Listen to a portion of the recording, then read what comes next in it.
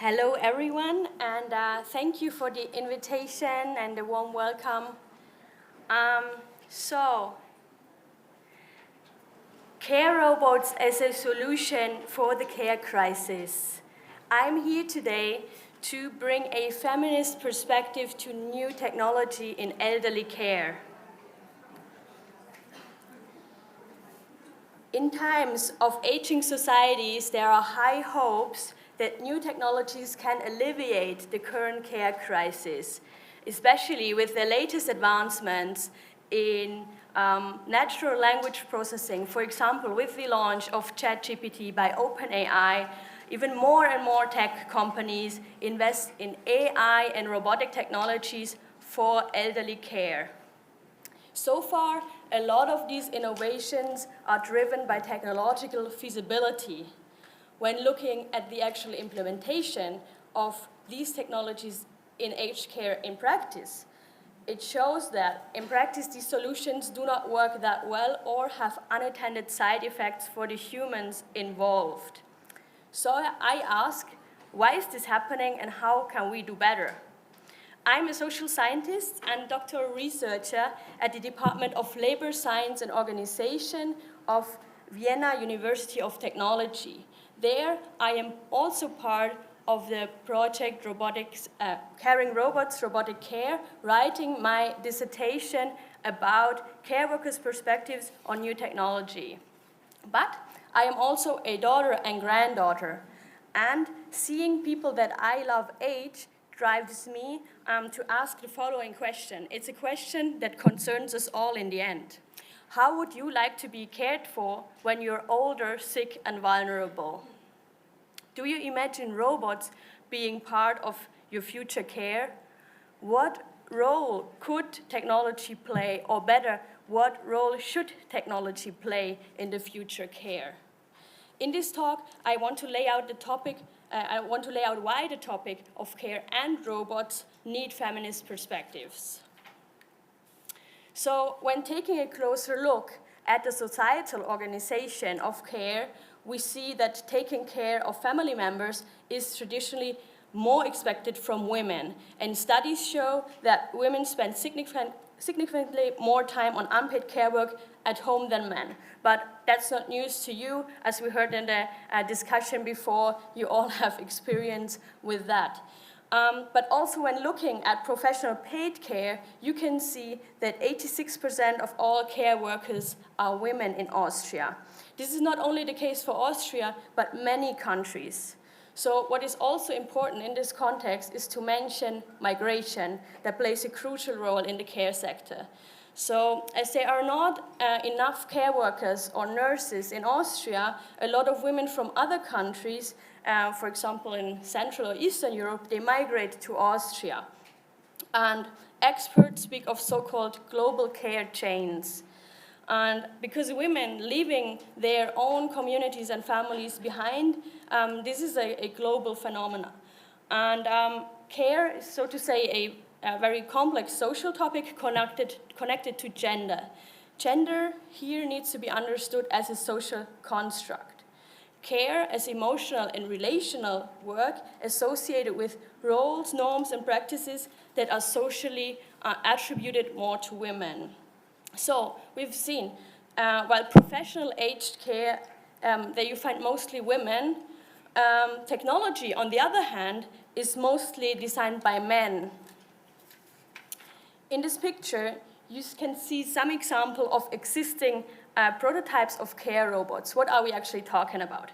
So you can see Paro, this robotic seal that is used in therapy for dementia patients, and Pepper, this humanoid robot with a screen in front. What we can also take away from this picture is that in science and technology studies, robots are not seen just as one artifact. It's not just one thing, but a whole network. A network of infrastructure, things, but also humans. You need a whole network of humans to design a robot, but also to make it work on a daily basis. And within these networks, we see a gender gap. As we heard, most care workers are mostly female. The new technology is mostly designed by men. It is that most technology is developed by engineers or roboticists in their laboratories and only tested with the actual users at a very late stage of the research process. So there is a lack of user-centered approaches that are more inclusive in this process of technology development for aged care. And in our research project, Caring Robots, Robotic Care, we try to take a different approach. We follow a participatory design methodology to involve different stakeholders from the very beginning of the research project. Different stakeholders because different stakeholders might have different goals or interests. So our goal is to enable a process of mutual learning, of mutual exchange between care providers, care recipients, the broader public, and technology developers. And in our empirical study, we looked into different stakeholders' interests and into the different values behind new robotic technology for care to understand why many prototypes of care robots have failed before. And in this participatory design process, we ask our participants what kind of robot or robotic technology they actually wish for. What do they want? So we discussed many different ideas with care workers and residents in nursing homes in Vienna. Our practice partner is Caritas, and here you can see in the picture like the setting of a group discussion we were having. And here I brought also two ideas of the ideas we were discussing that show how conflicting the arguments behind technology can be, or how different the ideas can be behind it. So the first example was a translation robot. As I already mentioned, there are many foreign care workers in Austria who do not speak German as their first language. So the idea behind the translation robot is enhancing the care workers' skills, their language skills, and to facilitate communication and to strengthen the relationship between care workers, care recipients, and maybe also family members. A very different idea would be a robot that monitors the movement of residents to prevent them, for example, from lying in the bed for too long in the same position, because that can cause bed sores or even open wounds, which is a big problem in elderly care. And with a monitoring robot in each room, the care workers would not need to check that frequently anymore, but they could wait for the alarm to go off and then only to check then on the care receiver. So this type of robot would rather help to control and ensure efficiency. To put these findings into perspective, it is helpful to apply a historical gender lens. These narratives of monitoring, control, and efficiency that we heard about in the second idea are stereotypically male connoted. But how does it fit into care where female gender roles and expectations still play an important role? So when looking at the historical development of aged care work, we see a shift. It used to be male warders who were monitoring or governing institutions for the elderly and the sick. With the expanding welfare states, new ethical professional concepts emerged, while also more women entered the profession.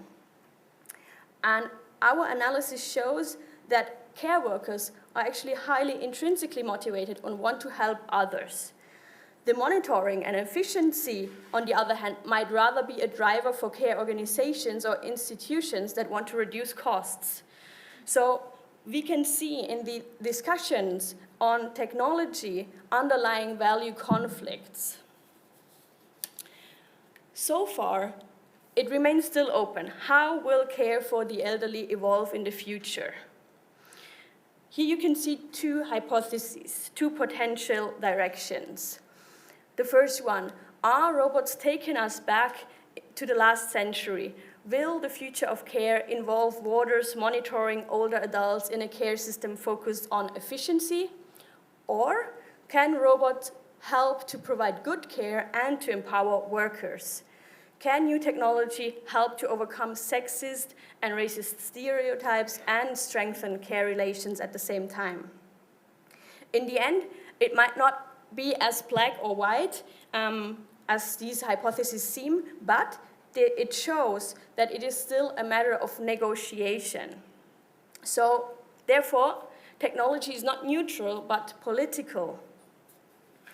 And this raises questions around the topic of who can participate in this process of negotiation. How democratic is technology development happening currently?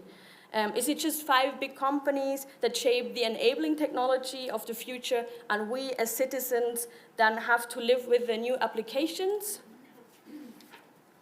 And more specifically, regarding care technology, as we know, it is mostly women doing care work and them being the users in the end. What say do women have in designing it? Seeing care technology fail or having problematic unintended consequences, it reminds us that we need feminist perspectives. So therefore, I want to end this talk with the question of the beginning: how would you like to be cared for when you're older, sick, and vulnerable? Thank you very much. Thank you.